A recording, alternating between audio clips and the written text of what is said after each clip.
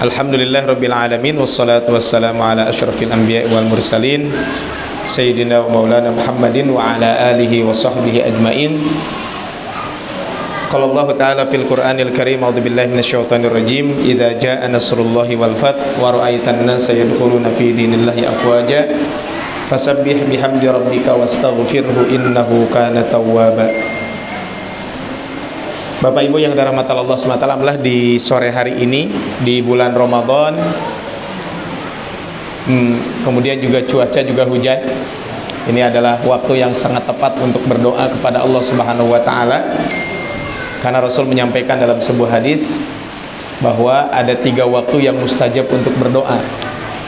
Salah satunya adalah inda nuzulil ghaib, ketika turun hujan. Kemudian yang kedua, kebetulan kita sedang melaksanakan ibadah saum, ini pun waktu yang mustajab untuk berdoa. Tapi rahmat Allah Subhanahu wa taala, hari ini insyaallah kita akan sama-sama mentadaburi satu surat, yaitu surat An-Nasr ya. Atau sebagian kita menamakan surat ini adalah surat Idza Jaa. Jadi memang ada yang menamakan surat ini dinamakan juga dengan surat An-Nasr. Kenapa dinamakan surat An-Nasr? Karena di dalam ayat pertama disebutkan Idza jaa nasrullah. Kemudian juga sebagian mengatakan surat ini adalah dinamakan dengan surat At-Tawdi. Surat ini dinamakan dengan surat At-Tawdi. Dari kata wadda'a yuwaddi'u tawdi'an. Kenapa dinamakan surat At-Tawdi'? Karena surat ini turun menjelang wafat Rasul sallallahu alaihi wasallam. Disebutkan dalam beberapa riwayat bahwa setelah turun surat ini ya tidak lama ya Rasul SAW wafat, maka dinamakan dengan suratut Tawdi atau surat perpisahan ya, surat ini dinamakan dengan surat perpisahan. Bahkan disebutkan ya ketika Rasul sallallahu alaihi wasallam ketika haji wada, kemudian ketika turun surat ini, kemudian Rasul memerintahkan kepada binatang tunggangannya, unta beliau namanya Al-Quswa, untuk melakukan perjalanan. Maka unta itu pun pergi. Selanjutnya beliau berdiri dan ketika itu beliau melanjutkan khutbah. Ini adalah kaitan dengan surat ini. Nah, tapi rahmat Allah Subhanahu wa taala, ini tentang penamaan surat ini. Nah, sebagian lagi menamakan surat ini adalah surat Idza jaa nasrullahi wal fath. Ya, ini adalah kaitan dari sisi penamaan surat yang barusan kita sampaikan. Nah, kapan turunnya surat ini? Memang kalau kita lihat di dalam buku-buku tafsir, ada 2 pandangan ulama tentang kapan surat ini turun. Ada 2 pendapat. Pendapat pertama mengatakan bahwa surat ini turun ya di tahun ke-8 Hijriah ketika terjadi Fathu Mekah ya. Jadi surat ini turun pada tahun ke-8 Hijriah, itu ketika terjadi Fathu Mekah. Diriwayatkan bahwa Nabi SAW hidup selama 70 hari pasca turunnya surat ini. Beliau wafat pada bulan Rabiul Awal tahun ke-10. Oleh karena itu dinamakan dengan surat At-Tawdi. Nah, ini adalah surat ini turun kapan? Ketika Fathu Mekah. Tetapi sebagian lagi mengatakan enggak. Ya, mohon maaf. Surat ini turun setelah Fathu Mekah. Artinya tadi setelah Fathu Mekah berarti ketika tahun Rasul ketika melaksanakan haji wada. Nah, adapun pendapat yang kedua mengatakan bahwa surat ini turun kapan? Surat ini turun adalah sebelum Fathu Mekah. Oh, udah masuk ya. Baik. Ya, alhamdulillah Pak ya.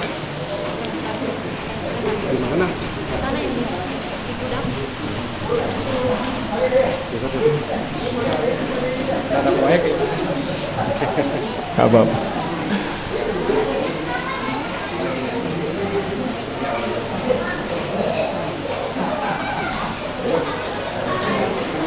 Ya, saya ulangi Pak ya. Ini adalah waktu turun surat ini. Saya ulangi. Jadi surat ini turun ada 2 pendapat. Pertama adalah setelah Fathu Mekah. Jadi surat ini turun setelah Fathu Mekah, yaitu pada tahun Ya, ke-10 Hijriah tentu ya, karena setelah Fatu Mekah itu ketika Rasulullah SAW melaksanakan haji wada. Bahkan dalam satu riwayat mengatakan setelah turun surat ini usia Rasul itu sekitar 70 atau 80 hari. Tapi sebagian lagi mengatakan enggak, surat ini turun. Kapan surat ini turun? Surat ini turun adalah sebelum Fatu Mekah. Jadi surat ini adalah turun sebelum Fatu Mekah. Sehingga idza jaa nasrullahi wal fath. Kata-kata al-fathu yang disebutkan dalam surat ini maksudnya apa? Yaitu Fathu Mekah. Apabila datang pertolongan Allah dan kemenangan. Nah, ini adalah kaitan dengan penamaan kaitan dengan pendapat ini kapan surat ini turun. Wallahu a'lam. Pendapat yang paling kuat adalah surat ini turun setelah Fathu Mekah. Jadi surat ini turun setelah Fathu Mekah. Dikuatkan dengan pendapat Ibnu Umar bahwa surat ini turun di Mina ketika haji wada. Kemudian setelah itu turun surat Al-Yauma akmaltu lakum dinakum wa atmamtu alaikum ni'mati wa raditu lakumul Islam madina. Sehingga para ulama mengambil kesimpulan surat yang turun blek satu surat yang paling terakhir itu surat An-Nasr. Adapun surat yang berbicara tentang hukum yang paling terakhir adalah surat Al-Maidah ayat ketiga. Setelah ayat ini turun, beliau masih hidup kurang lebih sekitar 80 hari. Setelah itu turun ayat tentang kalalah. Kalalah itu surat An-Nisa ayat terakhir, ayat 176. Yastabtunaka qulillah yuftikum fil kalalah. Ini tentang warisan. Kalalah itu adalah orang yang meninggal dunia, tidak punya anak keturunan ke bawah, tidak punya ayah dan ibu. Maksudnya ayah dan ibunya sudah wafat duluan, sehingga yang tersisa adalah saudara-saudaranya. Ini namanya kalalah. Setelah itu beliau hidup sekitar 50 hari. Lalu turunlah Al-Quran surat At-Taubah ayat 128. Ya, ini disebutkan bahwa turun surat At-Taubah ayat 128. Laqad ja'akum rasulun min anfusikum azizun 'alaihi ma anittum harisun 'alaikum bil mu'minina raufur rahim. Nah, turun surat ini. Kemudian setelah itu beliau tidak tersisa waktu kecuali hanya 15 hari. Nah, jadi intinya adalah bahwa kesimpulannya surat ini turun kapan? Turun setelah Fatu Mekah. Kemudian setelah setelah surat At-Taubah ayat 129, maka turun surat Al-Baqarah ayat 281 dan beliau masih hidup selama 20 hari setelah itu. Dan akhirnya setelah itu wafat. Wattaqu yauman turja'una fihi ilallah summa tuwaffa kullu nafsin ma kasabat wa hum la yudlamun. Jadi surat yang paling terakhir turun adalah surat Al-Baqarah ayat 281.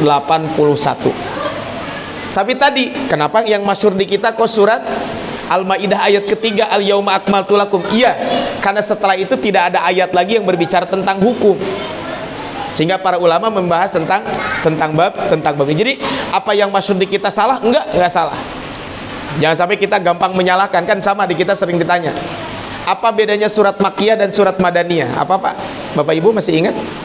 Surat Makkiyah surat yang diturunkan, surat Madaniyah surat yang diturunkan di, kalau surat yang diturunkan di perjalanan, surat apa Bu? Surat perjalanan? Enggak. Nah, para ulama mengatakan surat Makkiyah, sebagian mengatakan itu di Mekah Makkiyah, di Madinah Madaniyah. Walaupun wallahu alam pendapat yang paling kuat tentang surat Makkiyah dan Madaniyah itu adalah surat Makkiyah adalah surat yang diturunkan sebelum Rasul hijrah. Jadi surat yang diturunkan sebelum Rasul, mau turun dimanapun pokoknya sebelum hijrah. Sedangkan surat Madaniyah adalah surat yang diturunkan setelah Rasul hijrah. Termasuk kan tadi surat Al-Nasr itu turun di mana? Di Mekah, tapi termasuk Makkiyah atau Madaniyah? Madaniyah kan? Nah, ini adalah para ulama mengatakan begitu. Apakah yang mengatakan Makkiyah turun di Mekah salah? Enggak. Karena ini adalah pandangan para ulama tentang ini. Akan tetapi kata Imam Ar-Razi, pendapat yang paling benar adalah bahwa surat ini turun sebelum Fatu Mekah. Tapi sekali lagi sebagian ulama mengatakan itu. Nah, tapi beberapa Allah Subhanahu wa taala, surat ini kan kalau dari runut dari An-Naba, sebelumnya kan surat Al-Kafirun. Kalau dirunutnya dari An-Naba, kalau dari surat An-Nas, surat ini adalah setelah surat Al-Lahab. Apa hubungannya surat ini dengan surat sebelumnya, yaitu surat Al-Lahab? Surat Al-Kafirun. Di akhir surat Al-Kafirun, Allah memberitahu tentang agama Islam yang dibawa oleh Rasul dengan agama kafir. Lakum dinukum waliyadin. Nah, dalam surat ini, dalam surat An-Nasr ini, Allah Subhanahu wa taala ya, memberitahu bahwa agama mereka itu akan kalah dan binasa. Sedangkan agama Nabi SAW pasti akan menang. Kan betul ya disebutkan. Idza jaa nasrullahi wal fath. Nanti kita bahas ketika ayat kedua. Wa ra'aitan nasa yadkhuluna fi dinillahi afwaja. Nah, tapi beberapa Allah Subhanahu wa taala ya kita kita bahas tentang tentang keutamaan kandungan surat ini. Kalau kita berbicara tentang surat ini, maka surat ini ada 2 poin. Satu, surat ini merupakan bisyarah, kabar gembira akan kemenangan yang akan disampaikan kepada Rasulullah SAW. Yang kedua, isyarah. Apa bedanya bisyarah? Bisyarah itu kabar gembira akan kemenangan yang akan Rasul dapatkan. Tapi yang kedua adalah isyarah, merupakan isyarat kalau sudah menang berarti Rasul sebentar lagi wafat. Jadi ada bisyarah, ada isyarah. Isyarat Rasul sebentar lagi akan wafat, tapi ada kabar gembira bahwa Rasul SAW akan mendapatkan kemenangan. Dan nanti kita lihat sekali lagi di ayat ketika pembahasan tentang ayat ini.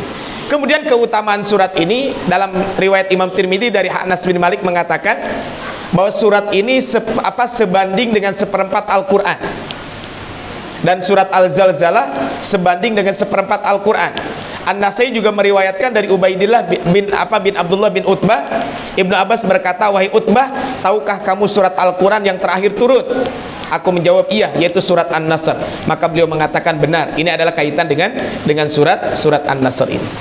Tapi berhormat Allah Subhanahu wa taala, kita langsung saja kepada tadabbur ayat ini gitu ya. Kita akan bahas satu ayat tentang surat An-Nasr ini. A'udzubillahi minasyaitonirrajim. Bismillahirrahmanirrahim. Idza jaa nasrullahi wal fath. Apabila datang pertolongan Allah Subhanahu wa taala dan kemenangan. Di sini ada kata-kata An-Nasr. Idza jaa nasrullahi wal fath. Apabila datang pertolongan Allah dan kemenangan. Di sini ada 2 kata, An-Nasr dengan Al-Fatah. An-Nasr itu adalah kemenangan atau pertolongan dalam mengatasi lawan. Sehingga Nasrullah menunjukkan bahwa kemenangan itu dinisbatkan kepada Allah. Karena sumbernya kemenangan itu dari Allah. Sedangkan Al-Fathu yang dimaksud dengan Fathu ini kan kemenangan. Maka Bapak Ibu dari ayat ini ya, bahwa yang namanya kemenangan itu bersumber dari Allah Subhanahu wa taala. Sehingga Syekh Wahbah Zuhaili ketika menyebutkan apa bedanya An-Nasru dengan Al-Fathu, kan idza jaa nasrullah, apabila datang pertolongan Allah dan kemenangan. Kadang An-Nasr juga kemenangan kan, sering diterjemahkan begitu. Apa bedanya An-Nasr dengan Al-Fathu? Kata Syekh Wahbah Zuhaili mengatakan bahwa An-Nasru merupakan sebab untuk terwujudnya Al-Fathu. Pertolongan Allah itu salah satu sebab yang akan kita mendapatkan kemenangan. Oleh karena itu Allah memulai dengan menyebutkan An-Nasru terlebih dahulu, lantas kata Al-Fathu diatafkan kepadanya. Idza jaa nasrullahi wal fath. Berarti Bapak Ibu, pelajaran penting buat kita adalah kemenangan itu sumbernya atas pertolongan Allah. Kalau kita pingin menang, kalau kita pingin sukses apapun, maka satu, kita harus melayakkan diri untuk mendapatkan pertolongan Allah. Kita lihat ketika terjadi perang Badar. Perang Badar jumlah kaum muslimin berapa? Berapa Bu? 300 sekian. Jumlah orang kafir 1000. Siapa yang menang? Kaum muslimin. Padahal senjata kaum muslimin itu jauh lebih sederhana dibanding orang-orang kafir.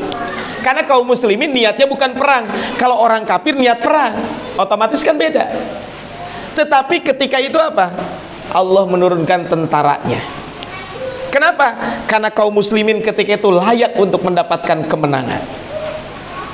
Ketika terjadi perang Khandaq atau yang disebut dengan perang Parit atau perang Ahzab, koalisi. Saya sering sampaikan Bapak Ibu, koalisi keburukan itu biasa. Jadi kalau zaman sekarang ada yang berkoalisi keburukan gitu ya, di zaman Rasul itu lebih dahsyat lagi.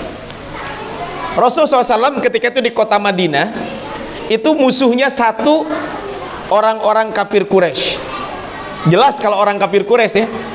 Yang kedua, orang-orang Yahudi yang mengadakan perjanjian dengan Rasul sallallahu alaihi wasallam. Yang ketiga, orang-orang munafik. Bayangkan kaum muslimin dikepung ketika itu. Jumlah pasukan kaum muslimin, bukan jumlah pasukan, Pak. Jumlah pasukan orang yang akan menyerang Madinah itu, yang akan menghancurkan Rasulullah SAW dan para sahabat, itu kalau dibandingkan dengan jumlah penduduk Madinah aja tidak seimbang. Apalagi dengan pasukan kaum muslimin. Tetapi Rasulullah SAW dengan para sahabat melakukan ikhtiar basyari, melakukan usaha manusiawi dengan menggali parit. Kenapa parit kok yang digali, Pak? Kan paritnya itu, contohnya parit di sebelah sini. Kenapa kok yang kiri kanan di sini, di belakang nggak digali? Kan kalau segi 4 begini kan, yang digali cuma sini doang. Kenapa yang kiri kanan dan belakang nggak digali? Karena Bapak Ibu, satu, di belakang, arah belakang itu, di situ ada harroh namanya. Harroh itu bebatuan yang sulit dilalui oleh unta, sehingga mual mungkin onta nggak lewat kadinya, kuda nggak mungkin lewat situ. Kiri kanannya kebun. Kalau kebun pasti ada penjaganya, maka tidak mungkin orang lewat ke situ. Sehingga di depan inilah yang harus digali parit ketika itu. Dan dalam kondisi penggalian parit itu, para ulama menyampaikan itu terjadi di bulan Ramadan. Bayangkan, Pak. Ini kan kalau saya sampaikan, Ramadan itu memang betul-betul bulan perjuangan. Ya, bulan perjuangan. Nah, kemudian apa? Allah memberikan kemenangan. Gimana caranya kemenangan itu? Kemenangan yang dimiliki oleh kaum muslimin tanpa peperangan. Tapi apa yang terjadi? Allah menurunkan angin. Jadi pasukan Allahnya angin. Akhirnya mereka diporak-porandakan kembali. Dan setelah perang Khandaq, itu tidak pernah terjadi peperangan lagi di kota Madinah. Rasul mulai ekspansi keluar. Nah, ini kan berarti apa? Idza jaa nasrullahi wal fath. Apa bedanya an-nasr dengan al-fathu? An-nasr itu sebab terwujudnya kemenangan. Makanya kalau kita sukses apapun, sandarkan kemenangan itu kepada siapa? Kepada Allah Subhanahu wa ta'ala. Jadi ini adalah kaitannya. Makanya kata Syekh Aid Al-Qarni, Dr. Aid Al-Qarni mengatakan begini: apabila kemenangan dan kejayaanmu atas orang-orang kafir telah sempurna, apabila manusia telah berbondong-bondong mengikuti agamamu, apabila Allah telah memenangkan kamu dengan berbagai penaklukan, apabila dia telah membukakan setiap hati, pendengaran dan penglihatan untuk mengikuti ajaranmu, dan apabila dia melakukan kota Mekah dan kota-kota lainnya. Idza jaa nasrullahi wal fath. Nah, kata Imam Ibnu Katsir mengatakan, seluruh ulama sepakat al-fathu dalam ayat ini adalah Fathu Mekah. Saat itu suku-suku bangsa Arab menunda masuk Islam karena menunggu pembebasan kota Mekah. Jadi orang-orang di sekeliling itu sudah memantau. Mereka meyakini jika Muhammad kembali ke Mekah dan mengalahkan kaumnya, ia benar Nabi.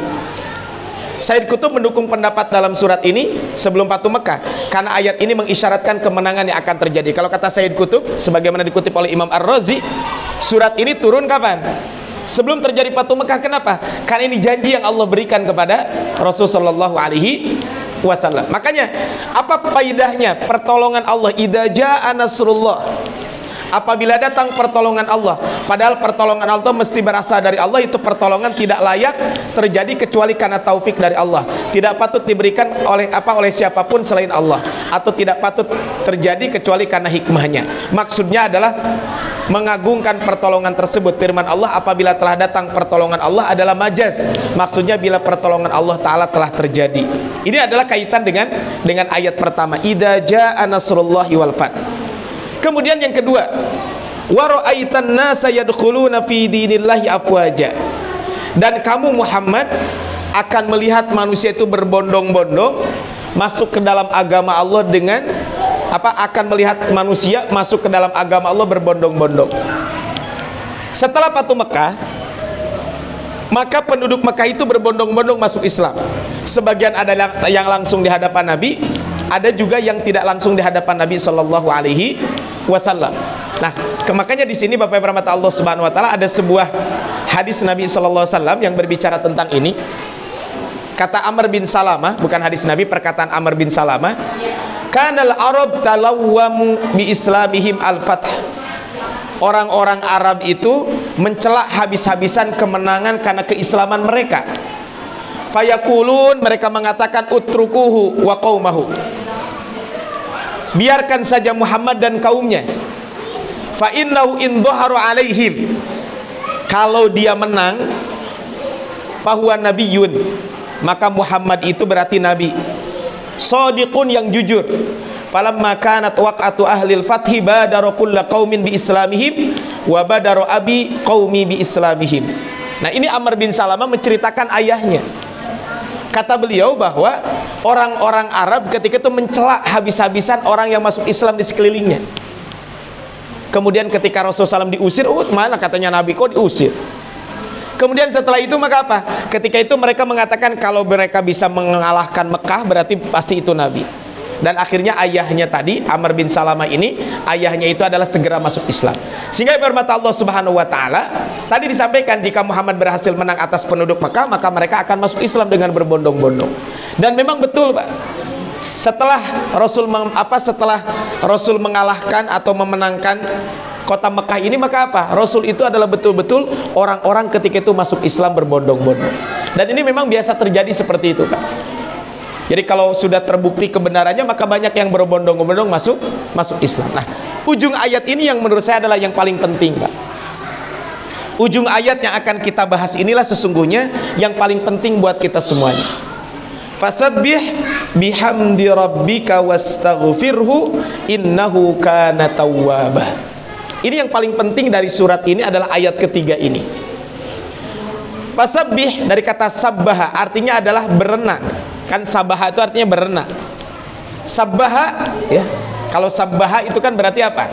Bertasbih, mensucikan Allah Subhanahu wa Ta'ala. Seseorang yang menjauh dari posisinya kan begitu. Berenang itu kan menjauh dari posisinya, sehingga maknanya adalah menjauhkan Allah dari segala kekurangan. Makanya disebut dengan sabbaha. Makanya sabaha itu kan artinya berenang. Kemudian sabbaha, menjauhkan Allah dari segala kekurangan, sehingga disebut dengan tasbih. Kemudian tawwaba, asal kata ta wau ba, maknanya adalah kembali, yakni kembali seseorang ke posisi semula. Taubat adalah kembalinya seseorang hamba kepada posisi di hadapan Allah. Jika tawwab adalah Allah, maka artinya dia menerima taubat seseorang tersebut. Bapak Ibu rahmat Allah Subhanahu wa Ta'ala, ayat ini merupakan taujih dari Allah Subhanahu wa Ta'ala. Ayat ini merupakan pelajaran penting buat kita semuanya. Kaitan dengan apa? Ayat ini penting kaitan dengan buat kita semuanya, bahwa datang pertolongan Allah dan kemenangan itu murni dari Allah. Maka Rasul disuruh 3. Fasabbih, bertasbih. Bihamdi rabbika, dengan bertahmid. Kemudian wastaghfirhu, dan Rasul itu disuruh untuk beristighfar. Jadi Rasul itu disuruh untuk 3 hal. Orang-orang beriman tidak boleh sombong dan euforia atas kemenangan ini, tapi harus menyadari bahwa kemenangan ini datangnya dari Allah. Karenanya harus mendekatkan diri kepada Allah, mensucikannya, bersyukur kepada Allah, dan memohon ampunan Allah Subhanahu wa Ta'ala.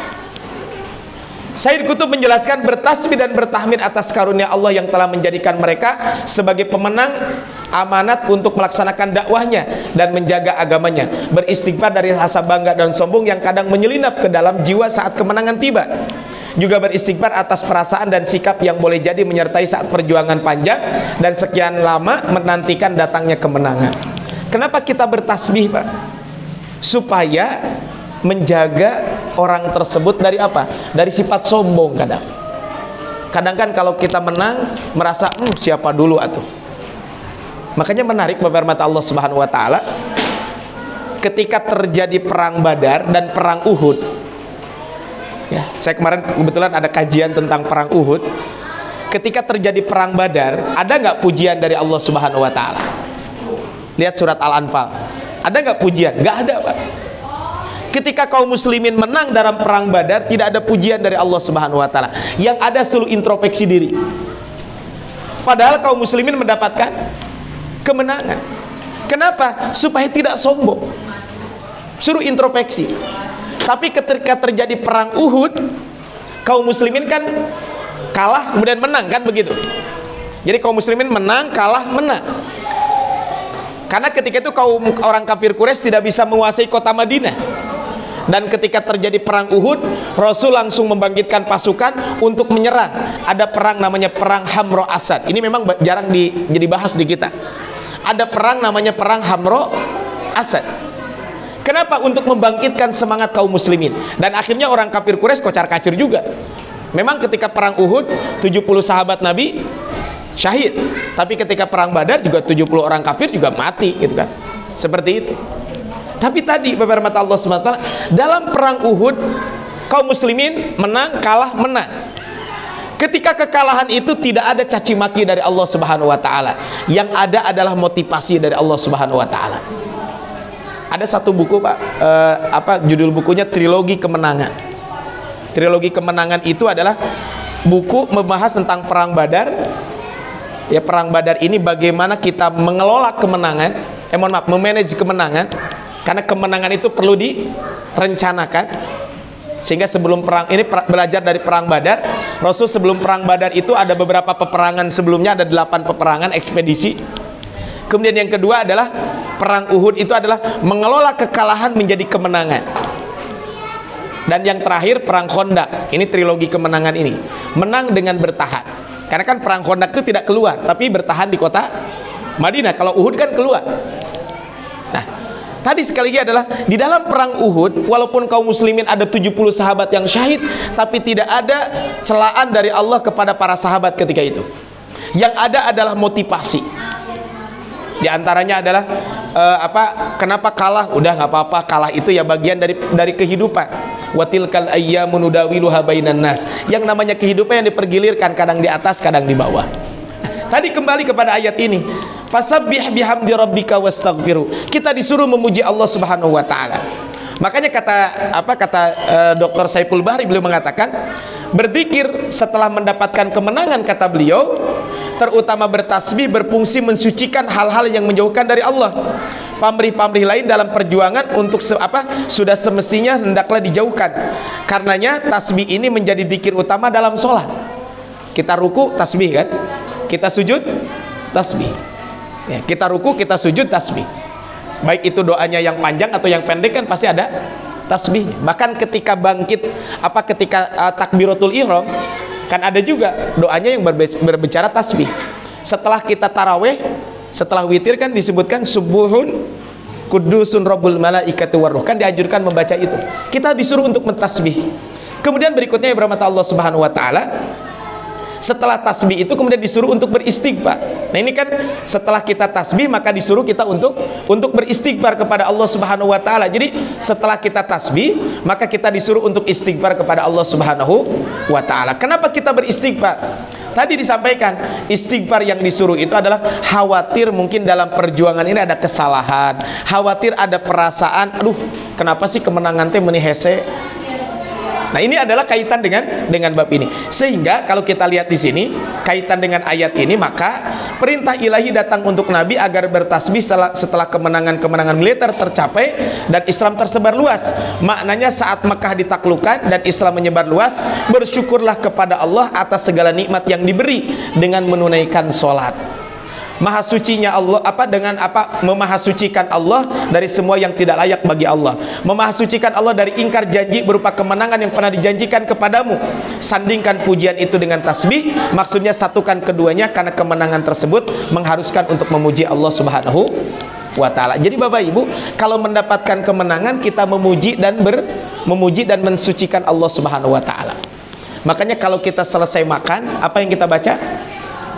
Alhamdulillah. Keluar dari kamar mandi, alhamdulillahilladzi adhaba annil adza wa afani, atau gufronaka.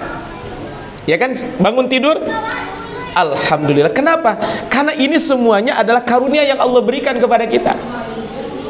Ada pernah saya sampaikan Pak, ada buku yang cukup bagus. Bukunya adalah 7 kebiasaan Islami berbasis Al-Fatihah. Bismillahirrahmanirrahim, mulai segala pekerjaan dengan bismillah. Alhamdulillahirabbil alamin dulu pernah kita bahas di sini. Maka apa? Yang kedua adalah kita selalu memuji Allah, kita selalu bersyukur atas segala capaian yang ada. Ini kan pernah kita bahas dulu kaitan dengan surat Al-Fatihah ini. Nah, kemudian berikutnya kan tadi fasabbih bihamdi rabbika, kemudian wastaghfirhu. Kita disuruh untuk memohon ampun kepada Allah Subhanahu wa ta'ala. Kenapa? Meminta ampun seraya merendahkan diri untuknya dan menganggap amalanmu pendek sebagai pengajaran bagi umatmu. Mintakan pula ampunan untuk para pengikutmu di kalangan orang-orang mukmin atas keresahan dan takutan karena pertolongan Allah tidak kunjung tiba yang mereka rasakan. Karena Allah Ta'ala menerima taubat orang-orang yang memohon ampunan kepada Allah Subhanahu wa ta'ala. Ibarat kata Allah Subhanahu wa ta'ala, maka inilah kalau kita berbicara tentang ayat ini, wastaghfirhu, kita disuruh memohon ampun kepada Allah Subhanahu wa ta'ala. Bahkan meminta ampun itu bukan hanya setelah dosa. Meminta ampun juga dilakukan kapan? Setelah ibadah, Pak. Setelah sholat apa yang pertama kita ucapkan? Astagfirullah, kan? Di 10 hari terakhir bulan Ramadan apa yang kita ucapkan? Allahumma innaka afuwun tuhibbul afwa fa'fu anni. Bahkan Rasul juga menyampaikan, bulan Ramadan itu kan bulan ampunan. Sehingga Rasul pernah menyampaikan, celakalah orang yang mendapati bulan Ramadan, Ramadan selesai tapi ampunan belum dia dapatkan. Dan di bulan Ramadan ternyata apa? Banyak fasilitas ampunan yang Allah berikan. Kita sholat tarawih, man qama ramadhana imanan wahtisaban ghufira lahu ma taqaddama min dhanbi. Kita melaksanakan sholat di malam Lailatul Qadar. Man qama Lailatul Qadri imanan wahtisaban ghufira lahu ma taqaddama min dhanbi. Bukan sholat Lailatul Qadar, Pak ya. Sholat di malam Lailatul Qadar. Ya kapan? Wallahu a'lam. Yang jelas di 10 hari terakhir akan turun malam Lailatul Qadar. Karena Rasul menyampaikan, carilah malam Lailatul Qadar di 10 hari terakhir. Kemudian berikutnya adalah kita memberikan buka kepada orang yang berpuasa, Allah pun akan memberikan ampunan. Ini semuanya adalah fasilitas ampunan yang Allah berikan. Makanya ayat ini mengatakan fastaghfirhu, mohonlah ampun kepada Allah. Ibnu Katsir mengatakan Rasul tidak hanya bertasbih dan beristighfar, bahkan pada hari Fathu Mekah beliau mengerjakan sholat duha 8 rakaat. Sebagian ulama berpendapat disunnahkan mencontoh Rasul mengerjakan sholat 8 rakaat ketika mendapatkan kemenangan atas suatu negeri. Sholat itu disebut dengan sholat Al-Fatah. Sa'ad bin Abi Waqqas ketika menaklukkan kota Persia, beliau melakukan sholat juga. Ini sekali lagi istilah saja, Pak ya, istilah penamaan. Makanya kalau kita sholat tarawih nggak ada dalam hadis nama sholat tarawih. Tapi kan sholat tarawih ini ulama memudahkan sholat tarawih, ada sholat rawatib dan lain sebagainya. Jadi Rasul ketika setelah Fathu Mekah, Al-Imam Ibnu Katsir meriwayatkan beliau sholat 8 rakaat. Sebagian mengatakan itu sholat duha karena diwaktukan di waktu duha. Sebagian mengatakan itu namanya sholat Al-Fatah. Dan itu pernah dilakukan oleh siapa? Seorang sahabat, Sa'ad bin Abi Waqqas. Rasul mensyukuri nikmat pengampunan Allah ini dengan pengampunan kepada seluruh penduduk Mekah. Subhanallah. Kan Allah memberikan ampunan. Maka kemudian Rasul juga memberikan ampunan kepada siapa? Kepada penduduk Mekah. Antum tulaqa, silahkan kalian pergi. Maka setelah itu barulah setelah Fathu Mekah ini kemudian Rasul pulang ke kota Madinah. Ya, setelah Fathu Mekah beliau pulang ke kota Madinah. Kemudian ketika beliau ke kota Madinah, kemudian lanjut perang Uhud. Perang Khaybar. Jadi setelah Fathu Mekah kemudian terjadi perang Hunain. Setelah perang Hunain Rasul pulang ke kota Madinah. Kemudian perang Tabuk terjadi. Kemudian ketika itu Rasul pulang dari perang Tabuk mau melaksanakan ibadah haji, tapi di kota Mekah masih banyak patung. Maka Rasul ketika itu mengutus bukan patung, di situ masih banyak orang-orang kafir Quraisy ketika itu. Maka kemudian Rasul menyuruh siapa? Menyuruh seorang sahabat, Ali bin Abi Thalib dan beberapa sahabat lain, sampaikan ke penduduk Mekah, saya tahun depan akan haji. Ini kan menunjukkan apa? Rasul memberikan ampunan kepada siapa? Kepada penduduk Mekah yang telah mengusir Rasulullah SAW. Antum tulaqa, silahkan kalian bebas sekarang. Maka Rasul memberikan batas waktu. Kalau tidak mau masuk Islam, silahkan kamu 4 bulan ini tinggal di sini. Setelah itu silahkan kalian pergi. Maka Allah menurunkan surat At-Taubah. Jadi surat At-Taubah ini tentang bagaimana ampunan Rasulullah SAW kepada kepada orang-orang Mekah. Tapi kalau dia tetap nggak mau pergi dari kota Mekah, ya udah akan diperangi oleh Rasulullah SAW. Nah ini adalah, dan mereka ada perjanjian khusus dengan Rasulullah SAW. Ini adalah kaitan dengan Fathu Mekah yang disampaikan. Nah, Al-Imam Ibnu Katsir tadi menyebutkan setelah surat ini setelah turun surat An-Nasr, Rasul lebih bersungguh-sungguh lagi dalam beramal untuk akhirat. Adapun yang ditafsirkan oleh Ibnu Abbas dan Umar bahwa surat ini memberitahu tentang dekatnya kematian Rasul sallallahu alaihi wasallam. Maka maksud ayat, ketahuilah oleh kamu Muhammad bahwa bila engkau telah menaklukkan kota Mekah, yaitu kampung halaman yang telah mengeluarkan kamu, dan orang-orang sudah masuk Islam dengan berbondong-bondong, maka perhatikan kami kepadamu di dunia telah berakhir, lalu bersiap-siaplah untuk menghadap kematian, menghadap kami, sebab akhirat adalah lebih baik bagimu daripada dunia, dan kelak Tuhanmu akan memberimu pemberian sehingga kamu akan puas. Jadi sebagian mentafsirkan ayat ini seperti itu, bahwa setelah turun surat ini berarti ajal Rasul sebentar lagi akan tiba. Dan memang betul Pak, setelah itu memang ajal Rasul SAW tidak lama Rasul wafat. Syekh Abdurrahman As-Sadi mengatakan, dalam surat yang mulia ini terdapat berita gembira sekaligus perintah untuk Rasul pada saat berita gembira ini terwujud. Jadi ada berita gembira, ada perintah, serta terdapat sebuah isyarat dan peringatan akan beberapa hal yang disebabkan olehnya. Jadi ada berita gembira, ada perintah, ada juga isyarat. Berita gembira adalah orang-orang akan masuk Islam berbondong-bondong. Tadi yang masuk Islam 1, 2 ini blek, nggak tanggung-tanggung Pak. Yang masuk Islam sekabilah dan lain sebagainya. Itu adalah berita gembiranya, penaklukan kota Mekah, orang berbondong-bondong masuk Islam. Sedangkan perintah buat Rasul, kalau kemenangan datang, apa yang dilakukan? Bertasbih dan memohon ampun kepada Allah Subhanahu wa taala. Artinya apa? Bersyukur kepada Allah, kepada nikmat yang telah Allah berikan. Sedangkan isyarat apa? Isyarat ini yang pertama, isyarat bahwa kemenangan itu akan terus berlangsung bagi kaum muslimin. Ini isyarat Pak, kemenangan kaum muslimin itu akan terus menerus, bukan hanya sekarang, akan terus menerus kaum muslimin mendapatkan kemenangan.